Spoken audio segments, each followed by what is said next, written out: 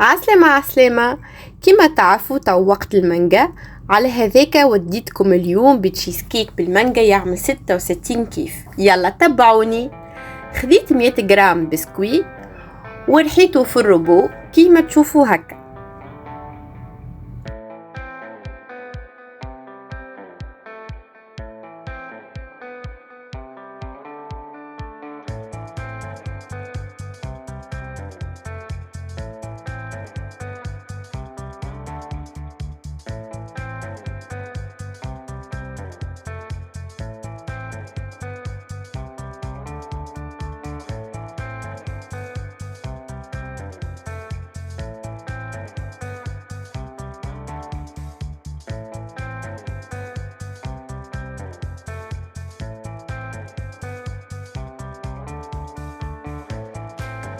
زدت عليهم 50 جرام زبدة ذايبة وخلطت الكل مع بعضه وحطيته في القالب متاع تشيز كيك.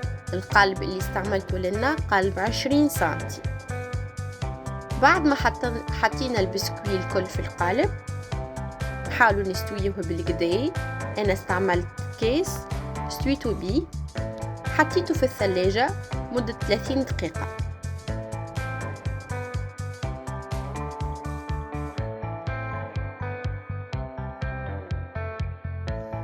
خذيت 180 جرام جبن وزدت عليهم 4 توابع جبن كيري. انا لنا استعملت جبن كيري، انتم تنجموا تستعملوا اي نوع جبن انتم عندكم. يعني مجموع جبن الكل 250 جرام. وزدت عليهم 50 جرام سكر ومغرفة صغيرة فاني. وحطيت مقدار 100 جرام مانجا مرحية وخلطت الكل مع بعض.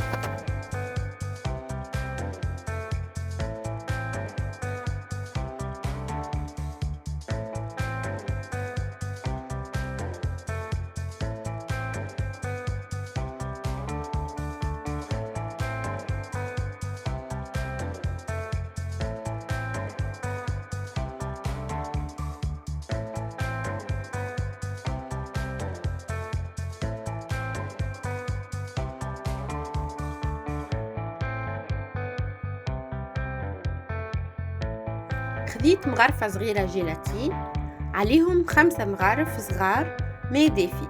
استعملت نفس المغرفة.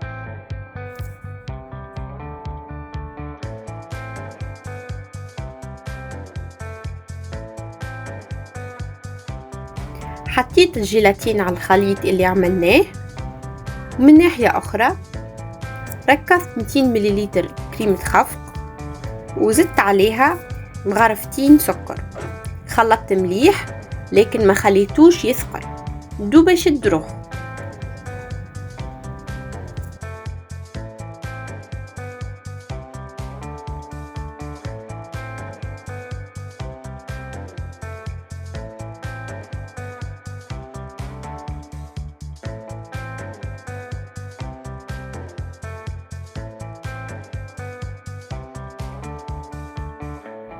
صبيت الكريمة على خليط المانجا وزدت شوية مانجا مقصوصة مكعبات وصبيت الكل في القالب.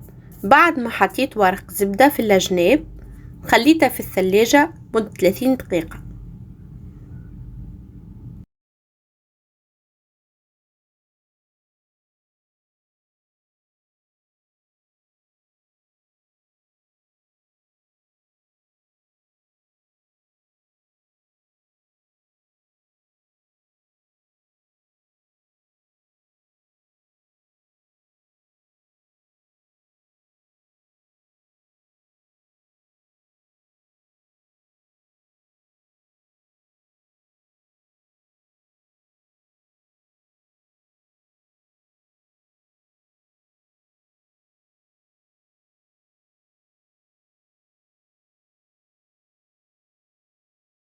بالنسبة للزينة خذيت مغرفة صغيرة جيلاتين، عليهم 5 مغارف صغار ماء دافي.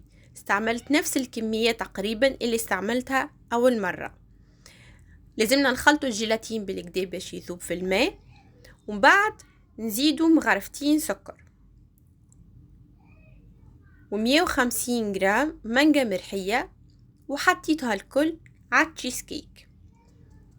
وخليت التشيز كيك في الثلاجة على الأقل 3 ساعات، ومن المستحسن تبيتوا لثاني نهار.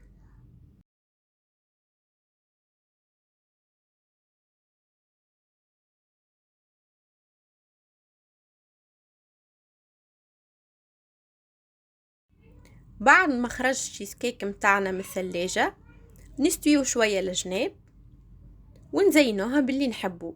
انا لنا زينتها بشوية مانجا مكعبات وشوية توت، وصحة وبالشفاء.